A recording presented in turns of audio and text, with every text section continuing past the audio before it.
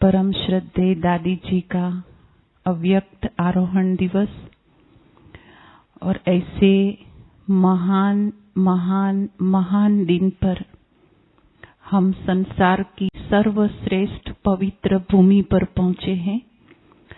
आज हम सभी के बीच में हम सबको भट्ठी का लक्ष्य एवं उद्देश्य स्पष्ट करने के लिए आदरणीय शिलू दीदी जी उपस्थित हैं।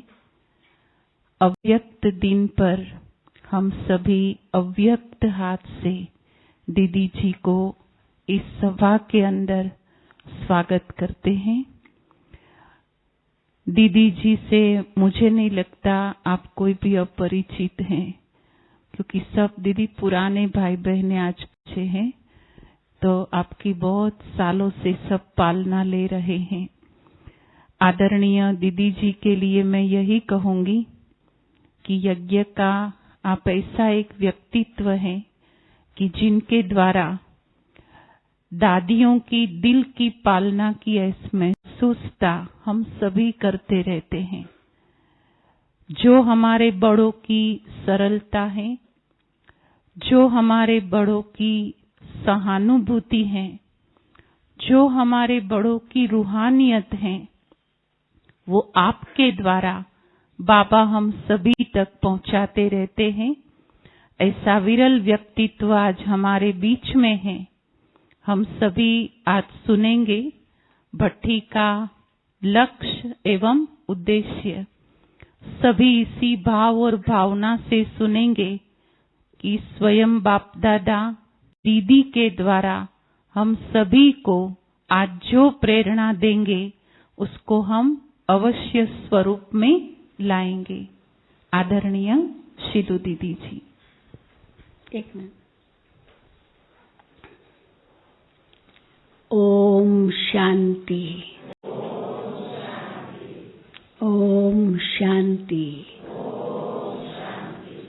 ओम शांति।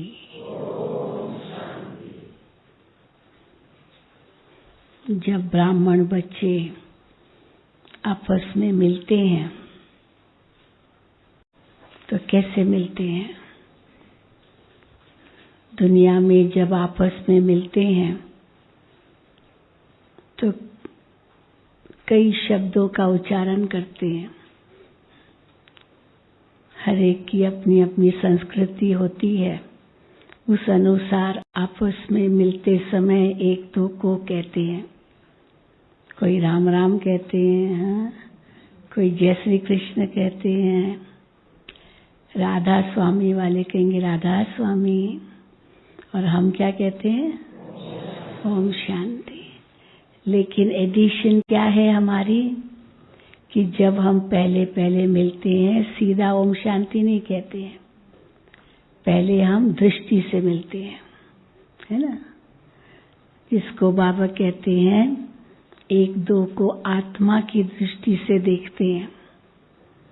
वो तो आत्मा की दृष्टि से नहीं कहते हैं, बस कहने मात्र कह देंगे राम राम राज जय श्री कृष्ण।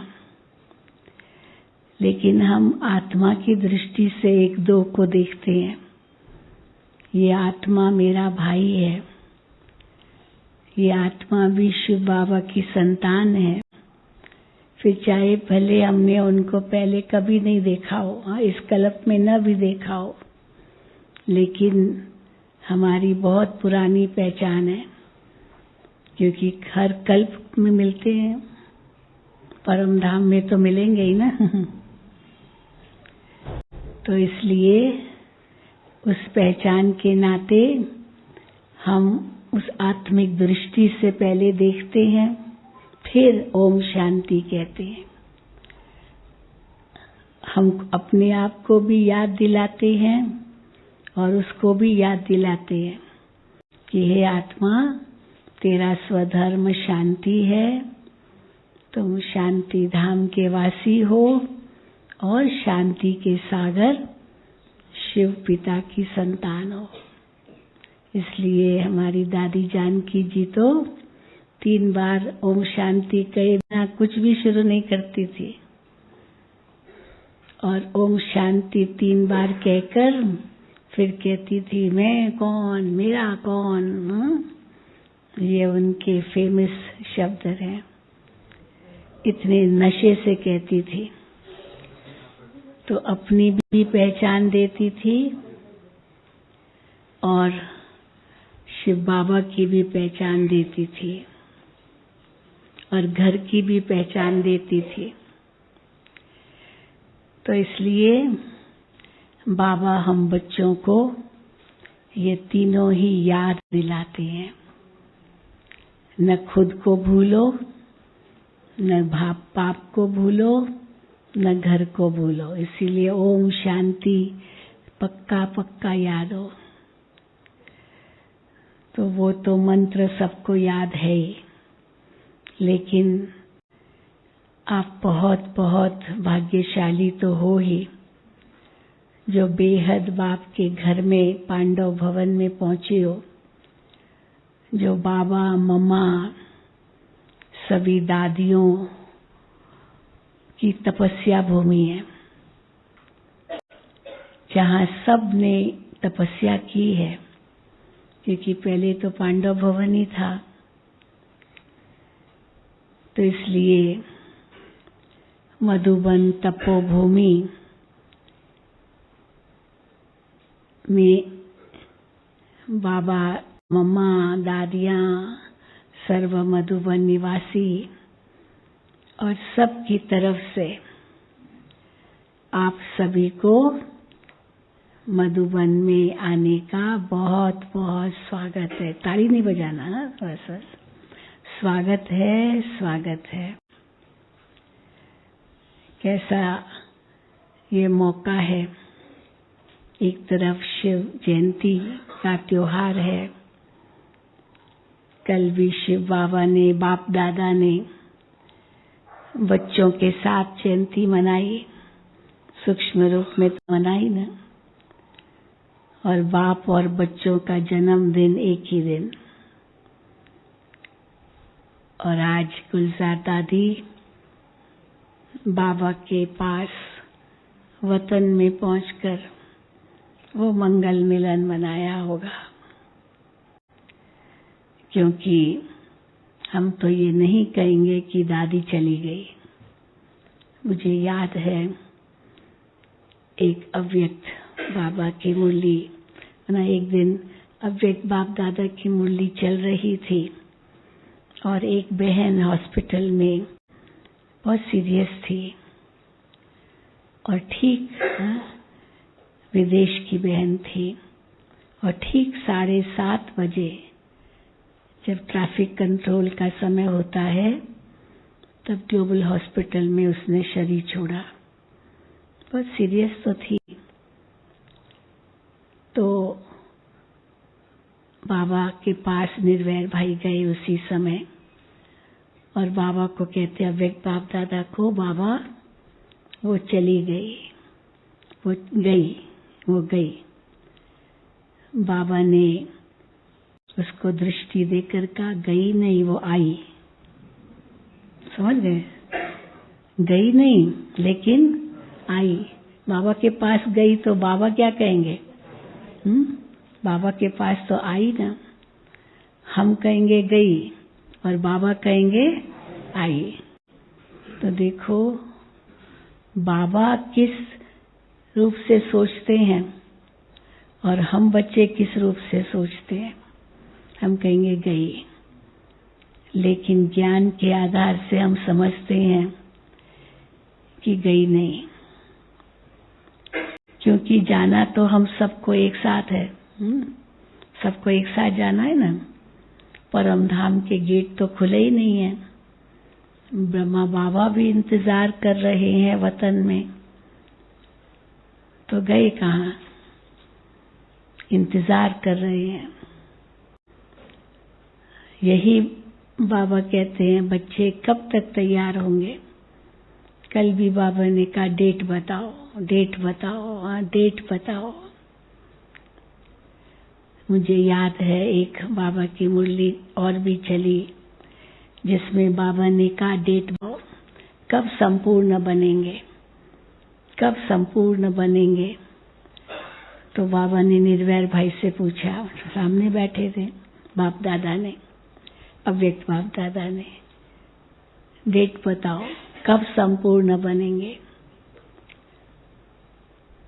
तो उसने कह दिया, बाबा बस इस शिवरात्रि तक हम सब संपूर्ण बन जाएंगे, ऐसे बाबा ने उसने कहा। तो बाबा ने उनको पता है क्या कहा? बाबा ने कहा, आप सबका ठेका उठा रहे हो, आप सबका ठेका उठा रहे हो कि सब संपूर्ण बन जाएंगे शिवरात्रि तक, या जो भी आप क्या कहेंगे निर्वैर में, सबका ठेका थोड़ी उठा सकते हैं? उठा सकते हैं। तो चुप हो गया।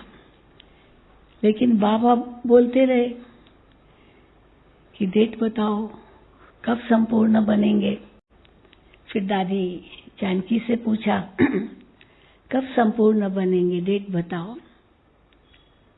तो दादी जानकी ने, अभी ऐसे कैसे कहेंगे हाँ इस दिन पर हम सब संपूर्ण हो जाएंगे, तो कह नहीं सकती क्योंकि सबका ठेका तो उठाया नहीं ना। तो दादी ने बाबा को कहा, बाबा मैं तो तैयार हूँ, मैं तो तैयार हूँ बाबा आप कब भी बुलाए, मैं तो तैयार हूँ। तो अपना ठेका तो कोई उठा सकता है ना, क्यों नहीं उठा सकते, पर दूसरों का नहीं उठा सकते। बाबा मैं तैयार हूँ, कभी भी बुला लो। तो बाबा ने फिर उसका रेस्पॉन्स क्या दिया? बाबा ने कहा, आप अकेली जाओगी क्या, सबको साथ नहीं ले जाना है? अब बताओ, उनको कहा कि सबका ठेका उठाया है, और दादी जानकी को कहा कि आप अकेली जाओगी क्या, सबको साथ नहीं ले जाओगी? अब दादा जवाब दे। तो बाबा तो चतुर सुजान थे। तो देखो बाप और बच्चों की ऐसी रमत गमत होती है, क्योंकि ड्रामा के राज को तो हम सब समझते हैं, और बाबा ये भी कहते हैं बच्चे सब कुछ अचानक होगा, सब अचानक होगा, पहले से कुछ भी बताया नहीं जाएगा। लेकिन क्योंकि अचानक होगा इसलिए हर वक्त तैयार रहना है, हर वक्त एवर रेडी रहना है। पर हर वक्त एवर रेडी रहने के लिए, हर वक्त तैयार रहने के लिए बहुत काल का अभ्यास चाहिए। क्योंकि अगर हम सोचेंगे अंत में हो जाएंगे तो होगा नहीं, होगा अंत में नहीं हो सकेंगे। कई विद्यार्थी होते ना समझते मैं तो, हम तो बहुत होशियार है, एग्जाम के 2 दिन पहले हम तैयारी कर लेंगे। लेकिन जैसे ही 2 दिन आने में, एग्जाम होने में आते हैं, तो कुछ न कुछ ऐसी बात हो जाती है कि कुछ कर ही नहीं पाते हैं, और एग्जाम का दिन भी नजदीक आ गया, कुछ भी नहीं कर पाए, नर्वस हो जाते हैं, बुखार आ जाता है, पता नहीं क्या क्या होता है ना, क्योंकि पुरुषार्थ तो किया नहीं, मेहनत तो की नहीं, तो अंत में कहाँ संभव है, कुछ भी नहीं। इसलिए बहुत काल का अभ्यास चाहिए। तो बहुत काल का अभ्यास होगा तभी एवर रेडी बन सकेंगे, और एवर रेडी बनेंगे तो अचानक में पास हो जाएंगे। रिवर्स, बहुत काल का अभ्यास होगा तो एवर रेडी, कभी भी आ जाए परीक्षा, कभी भी जाना हो तो अचानक में पास हो जाएंगे। तो दूसरा अंतर क्या है? वो अंतर तो है जो और एग्जाम परीक्षाएं होती है उसमें डेट, तारीख फिक्स होती है, स्थान फिक्स होता है, समय फिक्स होता है, कितने घंटे का पेपर है। लेकिन पेपर में क्या क्वेश्चंस होंगे वो पता नहीं होता है, इसलिए बहुत पढ़ना पड़ता है। क्योंकि कुछ भी, कोई भी प्रश्न आ जाए, मालूम तो है नहीं क्वेश्चन पेपर, और यहाँ उसका ऑपोजिट है, क्वेश्चन पेपर पता है। कौन सा है क्वेश्चन पेपर? अंत का एक ही क्वेश्चन पेपर, बाबा कहते 1 सेकंड का है, और ऑब्जेक्टिव क्वेश्चंस होते हैं ना एग्जामिनेशन में, कई पेपर में ऑब्जेक्टिव क्वेश्चंस होते हैं, हाँ या ना, ट्रू फॉल्स, ऐसे हाँ ना ट्रू फॉल्स, बस वो टिक मार्क करना होता है। ये 4 ऑप्शंस है, इसमें से एक करो, इनको ऑब्जेक्टिव कहते हैं, ज्यादा सोचना नहीं पड़ता है। तो अंत में भी 1 सेकंड का ये ऑब्जेक्टिव क्वेश्चन होगा, हाँ और ना। और क्वेश्चन क्या होगा कि अंत में केवल एक बाबा की याद रही या नहीं, बस यही क्वेश्चन होगा। केवल एक बाबा की याद रही या नहीं, हाँ या ना। पर उस क्वेश्चन में का जवाब हाँ में तब होगा जब बहुत काल का अभ्यास होगा नहीं तो हाय हाय हाय में ही शरीर छूट जाएगा। परंतु वो कब होगा, कहाँ होगा, कैसे होगा, वो पता नहीं। वो एग्जाम में तो बाकी सब पता है और क्वेश्चन पेपर पता नहीं। और यहाँ क्वेश्चन पेपर पता है, एक ही क्वेश्चन है, एक ही प्रश्न है, हाँ या ना का जवाब है। अगर हाँ है, एक बाप की याद रही और कोई नहीं तो पास, और कोई आ गया तो ना में जवाब हुआ तो फेल, है ना। लेकिन उसके लिए बहुत काल का अभ्यास चाहिए, अशरीरी बनने का अभ्यास, न्यारा प्यारा बनने का अभ्यास, साक्षी दृष्टा होने का अभ्यास। अगर ये अभ्यास नहीं रहा बराबर लगातार तो अंत में फेल हो सकेंगे। इसलिए बाबा को हर मुरली में कहना पड़ता है, बच्चे देही अभिमानी बनो, बच्चे अपने आप को आत्मा समझ मुझे याद करो। क्योंकि केवल बाबा कहे कि मुझे याद करो तो बच्चे कहेंगे बाबा कैसे याद करें, कैसे याद करें। देहधारी पिता कभी नहीं कहेगा मुझे याद करो, वो तो पता है और करते ही है। लेकिन यहाँ बाबा विचित्र है, देह नहीं है उनको अपनी, और हम आत्मा भी विचित्र है। तो विचित्र पिता, विचित्र आत्मा बच्चे, तो विचित्र बनकर विचित्र को याद करना है। इसलिए मेहनत लगती है, क्योंकि देह का अभिमान बहुत है, वो छूटता नहीं, टूटता नहीं। कल भी बाबा ने कहा ना मैं, हाँ, बकरे की भाषा क्या है, मैं। इसलिए देही अभिमानी अगर नहीं है तो बाबा की याद भी नहीं है। तो इसीलिए बाबा कहते हैं आत्मा समझ मुझे याद करो। और ये पाठ शुरू से ही पाठ है, बाबा ने दिया है शुरू से। ये पहला पाठ, सो अंतिम पाठ, एक ही पाठ जिसको बाबा अलफ बे कहते हैं। अलफ बाबा, हाँ, बे बादशाही, मैं और मेरा बाबा, बस। तो ये पाठ में पास होने लिए कितना अभ्यास चाहिए, क्योंकि बार बार देह अभिमान आ जाता है, बार बार माया का विरोध है, ऑपोजिशन है, माया दुश्मन सामने खड़ी है।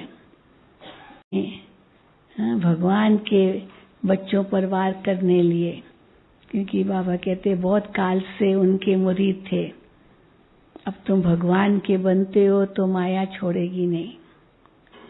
पर माया छोड़ेगी नहीं कह करके अलबेला नहीं बनना है। बाबा ने उसके लिए हमें हथियार भी दिए, कैसे लड़ो माया से। इसलिए बाबा कहते तुम योद्धे हो, माया दुश्मन तुम पर वार न करे, इसके लिए बाबा हमें हथियार भी देते हैं। आज भी बाबा ने कहा ना, ज्ञान की तलवार, ज्ञान का खड़ग। खड़ग भी एक तलवार की तरह ही है जिससे मारते हैं। तो पहले जमाने में जब योद्धे युद्ध करने जाते थे तो कोई ज्यादा अस्त्र शस्त्र नहीं होते थे। बस एक हाथ में तलवार होती थी, दूसरे हाथ में ढाल होती थी और तीसरा बदन पर कवच पहनते थे लोहे का। तो तलवार तो अटैक के लिए, आक्रमण के लिए। दूर से अगर दुश्मन आता है तो दूर से तैयार हो जाओ आक्रमण करने लिए। लेकिन अगर बहुत नजदीक आ गया और आक्रमण करने का मौका नहीं मिला तो अपनी रक्षा करो, बचाओ ढाल, ताकि उसका आक्रमण हमको न लगे। और अगर मानो लग भी गया, तीर उसका लग भी गया या जो भी कवच पहना हुआ है, तो भी बदन को नहीं कुछ कर सकेगा। आजकल जैसे बुलेट प्रूफ जैकेट पहनते हैं ना, बुलेट प्रूफ, ताकि अगर कोई गोली लगाई भी तो भी हमको लगे नहीं। बुलेट प्रूफ गाड़ियां होती है, तो बुलेट प्रूफ, वो बुलेट जो है वो गोली वो लगे नहीं। तो देखो, केवल एक हथियार आक्रमण के लिए, पर दो हथियार रक्षा के लिए। एक ये जो ढाल और कवच रक्षा के लिए, और एक हथियार लड़ने के लिए, आक्रमण के लिए। तो बाबा ने हमें ज्ञान की तलवार दी है। कभी भी माया आए पता तो चली जाता है ये माया का वार है। तो ज्ञान का प्रयोग करते उस वार को खत्म करो। पहले व्यर्थ विचार आएंगे, फिर अशुद्ध विचार आएंगे, अशुभ भी आएंगे, कमजोर विचार आएंगे, ये माया आ गई। लेकिन ज्ञान की तलवार से उस माया को खत्म कर सकते हैं। परंतु चलो, अगर आ भी गई और कुछ गलत हो भी गया तो बाबा ने ड्रामा की ढाल दे दी है। चलो, जो हुआ ड्रामा, बुद्धि नहीं चलानी है। क्यों हुआ, क्या हुआ, कैसे हुआ, क्यों, क्या, कौन, कहाँ, कैसे। हमारी गुलजार दादी ये पॉइंट बहुत कहती थी। जो अगर प्रश्न उठता ना, ये क्यों हुआ, क्यों, क्या, कौन, कहाँ, कैसे कैसे, तो गुलजार दादी कहती थी ये किसकी भाषा होती है, क्यों, क्या, क, ये तो कौवे की भाषा होती है। कौवा क्या करता है, का। तो अगर क्यों, क्या, कौन, सब क से ही शुरू होता है प्रश्न, क से। क्यों, कौन, कहाँ, कैसे, कब, सब क। तो अगर ये क कहेंगे तो माना कौवे की भाषा बोल रहे हैं। अब कौवे को कौन पसंद करता है? आपके कमरे, मकान के खिड़की पर कौवा आके बैठे और का करता रहे, आपको पसंद आएगा? क्या कहेंगे, भाई भागो, ये कौवा क्यों आ गया? पर एक बुलबुल आके बैठे तो कितनी प्यारी लगती है उनकी आवाज, मीठी सुरीली आवाज। तो अगर ये क्यों, क्या, कैसे अगर प्रश्न उठते हैं, ये तो व्यर्थ चिंतन है। अभी ऐसा होना था। उस दिन भी बाबा ने कहा, कई कहते हैं ना ड्रामा, पहले पुरुषार्थ, आगे किसको रखे, पुरुषार्थ या प्रारब्ध? तो कई प्रारब्ध को आगे रखते हैं। जो ड्रामा में होगा उल्टा उठाते ड्रामा को। अब ढाल को उल्टा पकड़ लिया तो कैसे चलेगा? चाकू भी अगर उल्टा पकड़ लिया तो वो चीज को काटने की बजाय आपकी उंगली कट जाएगी। तो उसको सही रूप से इस्तेमाल करना भी आना चाहिए।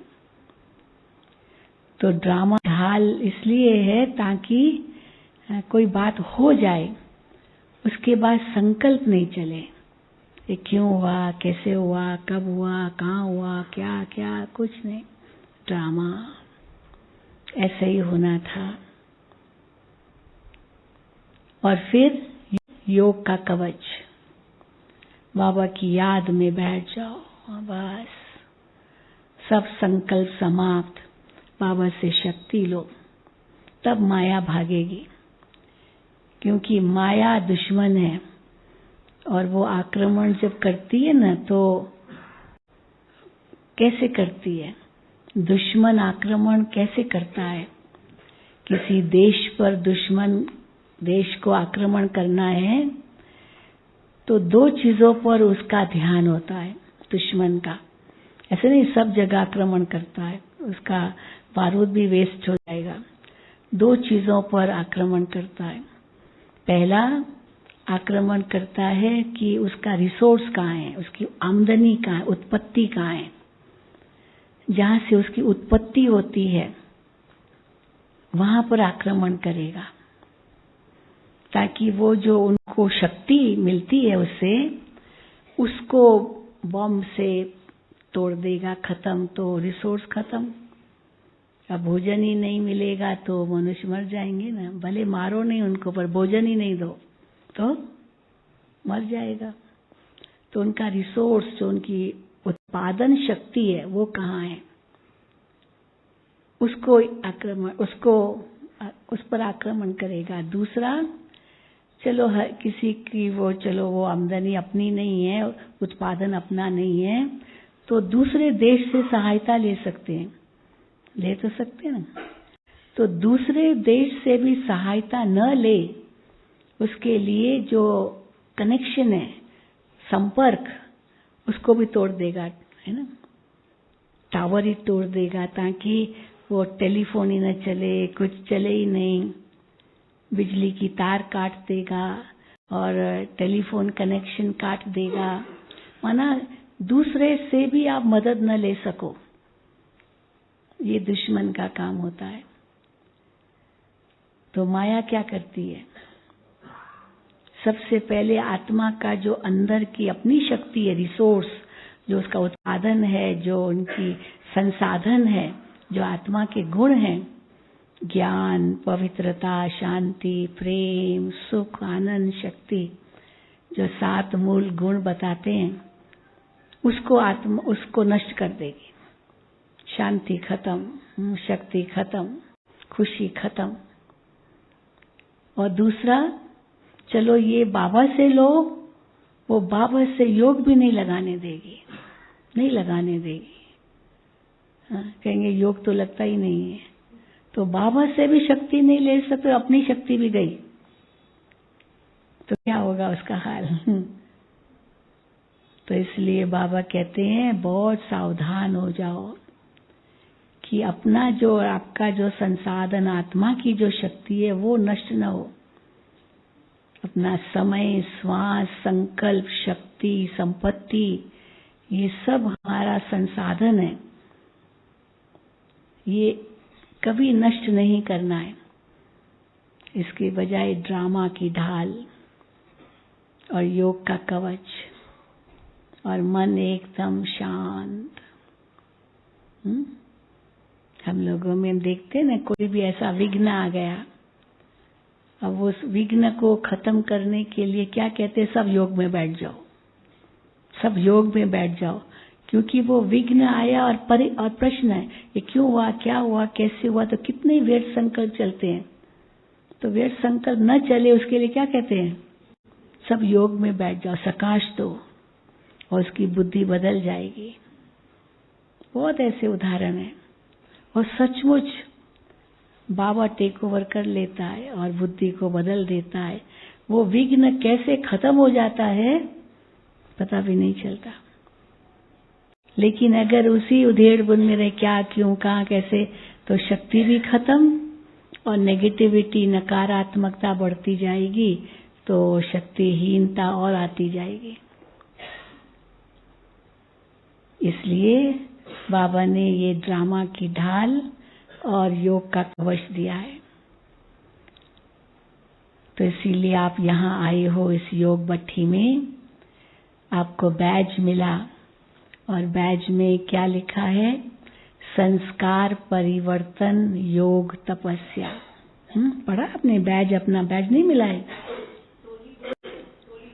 अच्छा, बैज नहीं मिला अभी तक, देंगे बाद में, टोली के साथ देंगे। ठीक है। तो उस बैज पर लिखा है संस्कार परिवर्तन योग तपस्या। ये है आपकी भट्ठी का लक्ष्य।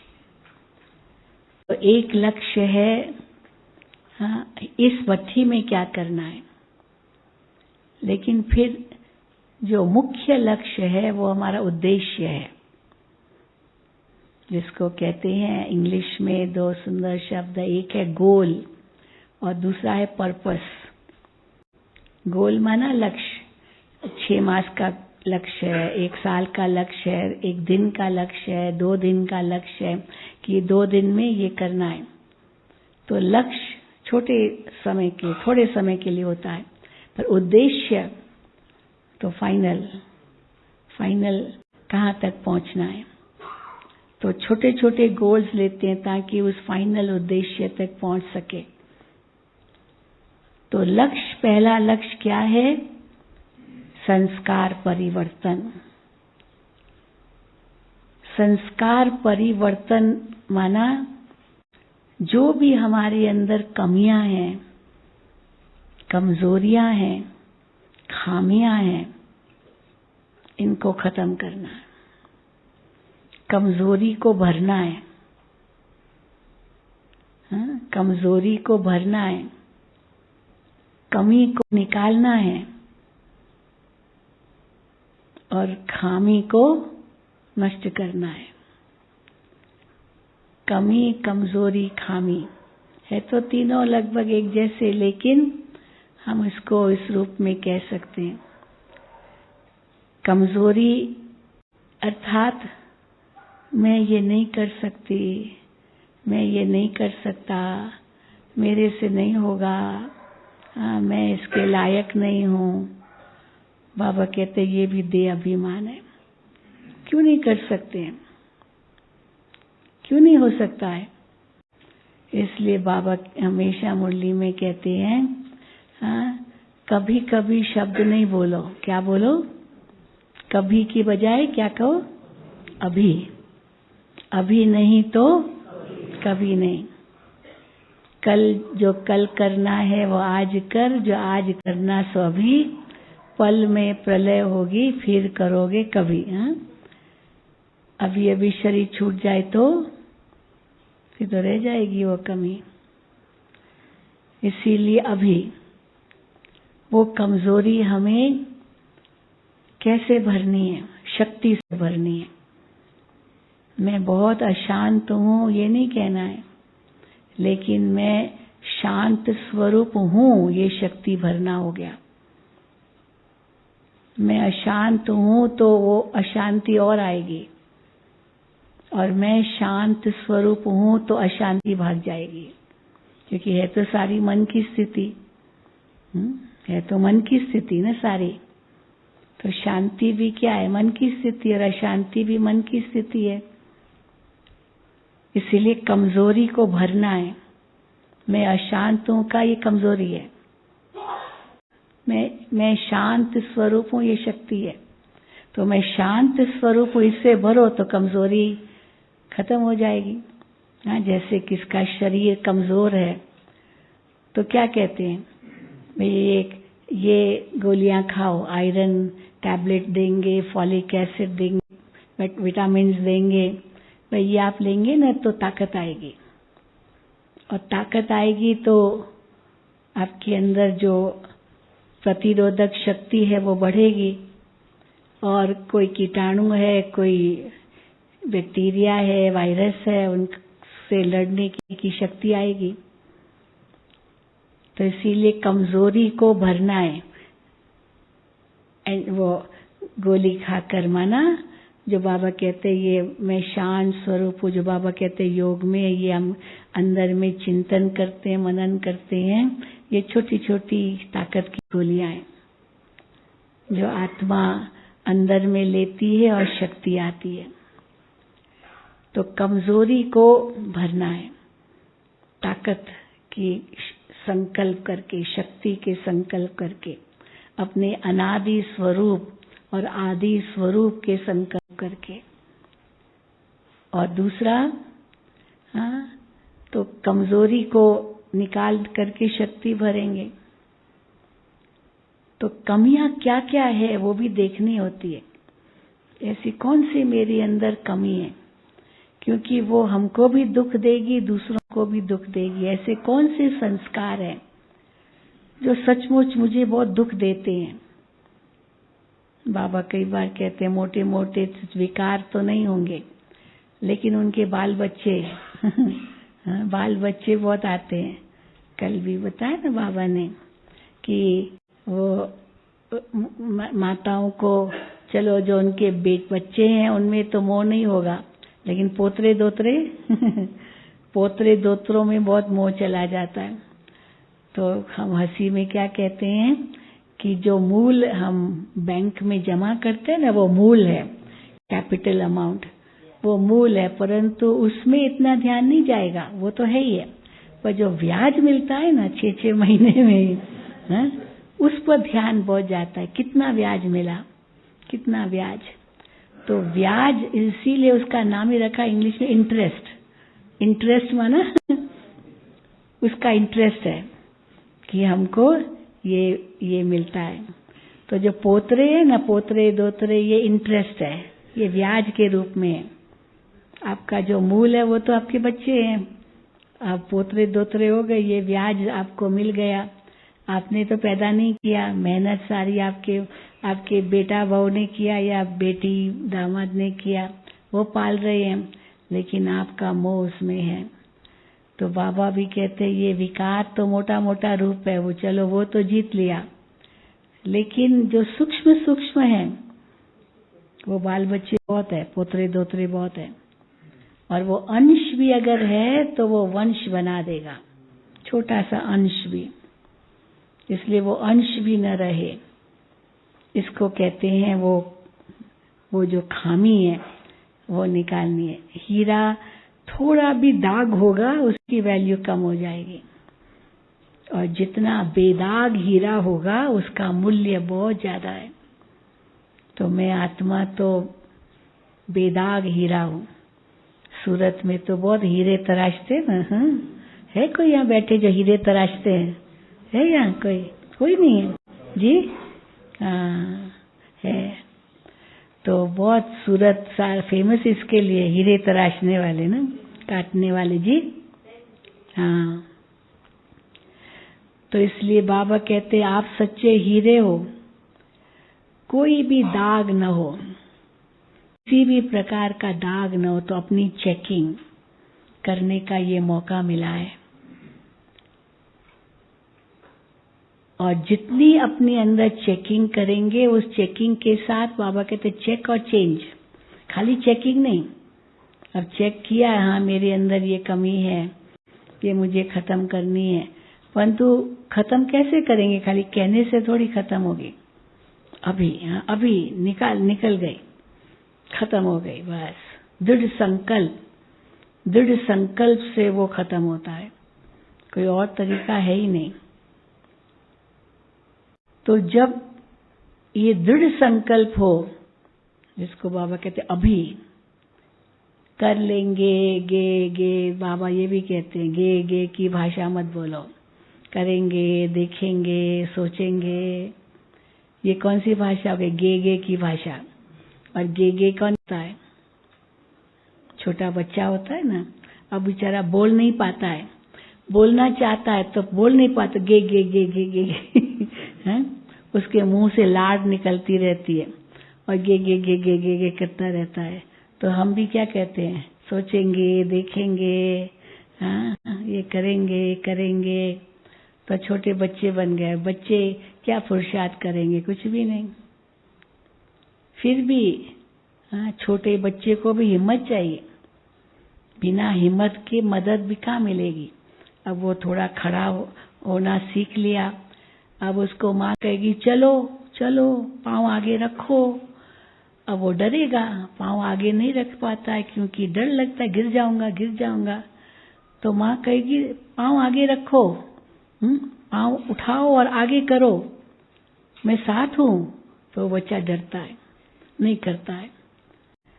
तो माँ उसको कितना भी कहेगी, वो नहीं करता तो चलना कैसे सीखेगा?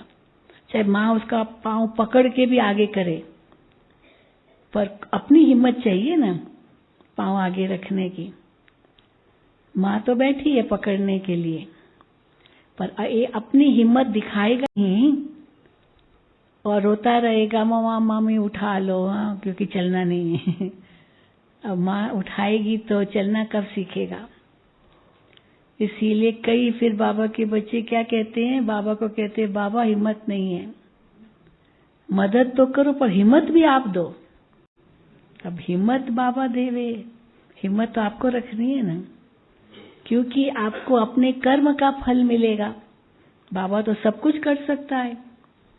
कई बार बाबा कहते हैं मैं बच्चों के सिवा कुछ नहीं कर सकता हूँ, बच्चों की मदद चाहिए। तो कई कहते बाबा को क्यों मदद चाहिए, वो तो सर्वशक्तिवान है, वो जो चाहे सो कर सकता है। नहीं कर सकता है, क्यों चाहिए बाबा को मदद हमारी? हमारे बिना नहीं कर सकता है सृष्टि परिवर्तन? कर सकता है या नहीं कर सकता है? कर सकता है या नहीं कर सकता है? तो फिर क्यों कहते हैं बच्चों की मदद बिना बाबा भी कुछ नहीं कर सकते? क्योंकि भाग्य तो हमारा ही बनना है ना, भाग्य हमारा बनना है। जैसे गीता में दिखाते हैं, अर्जुन को भगवान ने क्या कहा, मैं नहीं युद्ध करूंगा, मैं मार्ग अवश्य दिखाऊंगा, करना तुमको। नहीं तो श्री कृष्ण ही उठाकर कमान मारना शुरू करे, सब खत्म हो जाते। एक स्वदर्शन चक्र चलाता, सबके गले कट जाते कौरवों के। लेकिन इतनी बड़ी युद्ध क्यों हुई, इतना बड़ा ज्ञान क्यों दिया, जरूरत क्या थी? एक श्री कृष्ण ही कर सकता था ना अकेला, लेकिन नहीं, अर्जुन को कहा मैं नहीं करूंगा, पर मार्ग बताऊंगा कैसे करो और उस पर तुम चलो। पर अर्जुन अगर यही कहता रहता कैसे करूं, कैसे जीतूं, कैसे कैसे, हाँ, तो फिर कुछ भी नहीं कर पाएगा, खाली कैसे कैसे में ही रह जाएगा। तो बाबा कहते कैसे भी नहीं कहो, ऐसे, कब भी नहीं कहो, अब, हाँ, वाई वाई वाई नहीं बोलो, फ्लाई, क्यों क्यों क्यों नहीं बोलो, पर उड़ो, वाई वाई नहीं, फ्लाई। तो ये जो बाबा की छोटी छोटी जो युक्तियां हैं, इनको अमल में लाना है, तब संस्कार परिवर्तन होगा। तो ये हमारे छोटे छोटे गोल्स है कि आज के दिन में इस पर पूरी मेहनत करूंगा, आज के दिन में ये पूरा गुण धारण करूंगा। पर उद्देश्य तो हमारा बहुत ऊंचा है। उद्देश्य क्या है? बाप समान बनना है, संपूर्ण बनना है, संपन्न बनना है, फरिश्ता बनना है, संपूर्ण बन के घर जाना है, फिर सतयुग में आके उच्च पद पाना है। इतना बड़ा हमारा उद्देश्य है और उसके लिए ये छोटे छोटे लक्ष्य रखने हैं।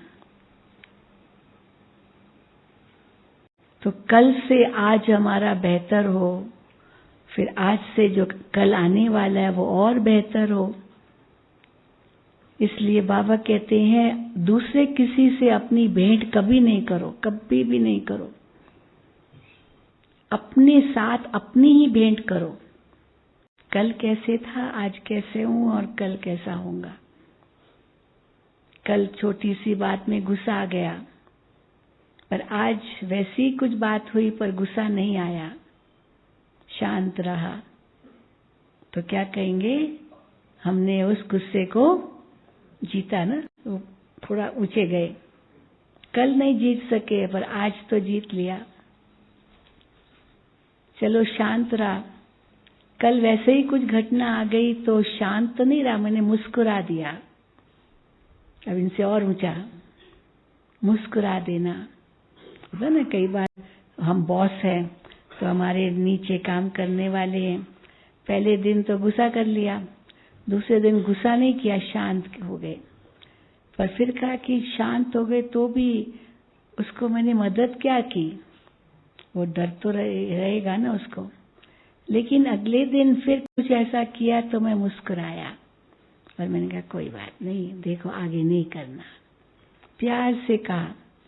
अब उसके अंदर हमारे प्रति रिस्पेक्ट बढ़ जाएगी, क्योंकि हमने मुस्कुराया तो वो भी मुस्कुरा देगा, हमने कुछ नहीं कहा तो अंदर में उसको लगेगा तो सही ना कि हमको ऐसे नहीं करना चाहिए। लेकिन गुस्सा कर लिया, वो कहेगा ठीक है करने दो। बाबा की कई मुरलियों में आता है ठाठार की बिल्ली, ठाठार की बिल्ली, वो लोहा जो काटते ना, तोड़ते हैं, आवाज करते ठा ठा ठा ठा ठा, तो उनकी जो बिल्ली होती है, उनके पास बिल्ली होती है, वो ठाठार की बिल्ली हो जाती थी, सिंधी में कहते हैं। तो वो आदत पड़ गई है बिल्ली को ठा ठा ठा ठा सुनने की, तो आदत पड़ गई है, इसीलिए वो घबराती नहीं है उस ठाठा से। अब हम लोग जाएंगे किसी लोहार के पास और ठाठा ठाठा उनका सुनते हैं, हम कहेंगे बाप रे बहुत आवाज है। वो बिल्ली को आवाज नहीं लगता है क्योंकि उनके पास ही पलती है ना। तो जो बॉस बहुत गुस्सा करते हैं, अब उसका जो सबऑर्डिनेट है उसके नीचे, ये तो गुस्सा ही करता रहता है, छोड़ो। तो उस समय तो वो सुन लिया और शांत रहेगा, लेकिन आपस में जब मिलेंगे तो हंसेंगे, हाँ ये तो साहब ऐसा ही है साहब ऐसा ही है, ये भाई ऐसा ही है, बहन ऐसे ही है। तो क्यों जैसे हमारे अपना ही नाम बदनाम किया, और करना तो उसको वही है जो उसको आएगा, हमारे जैसा तो कर ही नहीं सकते, हर एक का अपना अपना पार्ट है। इसीलिए बाबा कहते ये छोटी छोटी बातें हैं, लेकिन अपने से भेंट करो। कल कैसा आज कैसा हूं, कल मैं फेल हो गया, आज मैं पास हो गया, और कल मैं और पास तो क्या फुल पास होगा। जैसे होशियार स्टूडेंट्स होते हैं ना, उनको अगर 90% भी मिल गया तो कहते 90% मिला, मेरा 10% कहाँ गया, क्योंकि वो 100 से भेंट करते हैं। और जो डल विद्यार्थी होते हैं, होशियार नहीं है, बहुत ऐसे ही है, पढ़ते वढ़ते कुछ नहीं है, अगर हर साल फेल ही होते रहते पर एक साल पास हो गया, अरे हो गया क्योंकि वो 0 से भेंट करते हैं। और होशियार स्टूडेंट 100 से भेंट करते हैं। तो हमको 100 से भेंट करनी या 0 से भेंट करनी है? मैं तो बहन जी बहुत बदल गया हूँ, बहन जी पहले मैं ये शराब पीता था, ये करता था, वो करता था, मैं बाबा का बच्चा बन गया, एकदम बदल गया। और उससे खुश हो जाते हैं, हम तो बदल गए। लेकिन कितना बदलना है? बहुत बदलना है। ब्रह्मा बाप समान बनना है, संपूर्ण बनना है। इसीलिए सर्व गुण संपन्न, 16 कला संपूर्ण का ना, तो गुणों में संपन्न और पवित्रता की कलाओं में संपूर्ण। और कहाँ तक बाबा संपूर्णता की बात करते हैं, पवित्रता की बात करते हैं? ऐसे नहीं कि चलो कर्म में नहीं आया, चलो वचन में नहीं आया, चलो संकल्प में थोड़ा सा आया। साकार मूल्यों में बाबा कहते भले संकल्प में आया पर कर्म में नहीं लाना, नहीं तो पाप बनेगा। लेकिन अव्यक्त बाप दादा तो क्या कहते हैं, संकल्प में तो क्या स्वप्न में भी नहीं आना चाहिए, तो भी पाप बनेगा, इतना सूक्ष्म में ले जाते हैं। संकल्प में आया कोई बात नहीं, ये साकार बाबा कहते थे मुरलियों में, साकार मुरलियों में आता है, क्योंकि बच्चे तो अभी कम हल्के माना इतने शक्तिशाली नहीं है। लेकिन अभी तो बाबा की अव्यक्त मूर्तियां इतनी पावरफुल हमें मिलती है, तो संकल्प में भी नहीं, स्वप्न में भी नहीं, तब कहेंगे कि हाँ बाप समान बन रहे हैं, तब कहेंगे संपूर्ण बन रहे हैं, तब कहेंगे फरिश्ता बन रहे हैं।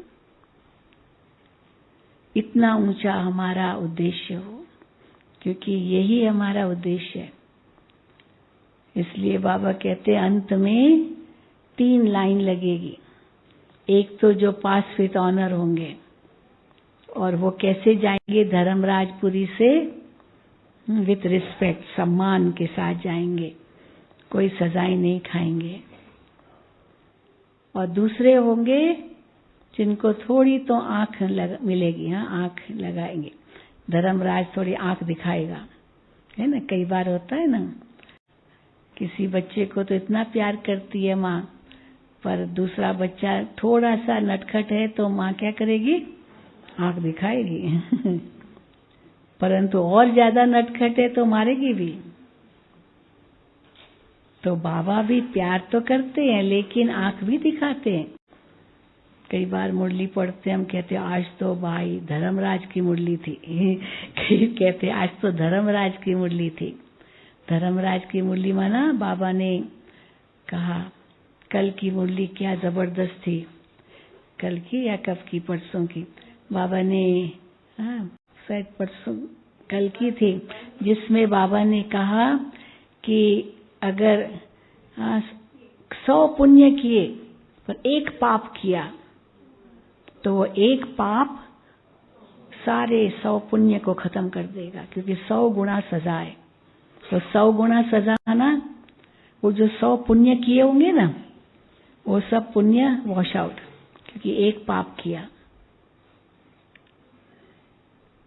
भक्ति मार्ग में उसका ऑपोजिट है। भक्ति मार्ग में, बिजनेस में पाप बहुत चलता है, झूठ छल कपट सब चलता है, परंतु फिर बिजनेसमैन क्या करते हैं, थोड़ा धर्माऊ निकाल देते हैं। भाई ये भगवान के नाम पर कुछ परसेंट धर्म के नाम पर, तो समझते जो पाप वाप होता है ना बिजनेस में, वो भगवान के नाम पर कुछ निकाला तो वो पाप खत्म। वो पाप खत्म हो जाएगा। तो एक पुण्य वो 100 पाप को खत्म करेगा, ये उनका भाव है। पर ब्राह्मण जीवन में एक पाप 100 पुण्य को खत्म कर देगा, क्योंकि 100 गुना सजा। तो कैसे रहना है, कितना सावधान होना पड़ेगा, कदम कदम पर सावधानी। और ये अंतिम समय चल रहा है। जैसे कोई ऊंची पहाड़ी पर जाता है ना, तो पहाड़ी पर जैसे चलता जाता है तो चढ़ सकता है, लेकिन जब चोर पहुंचने का समय आता है,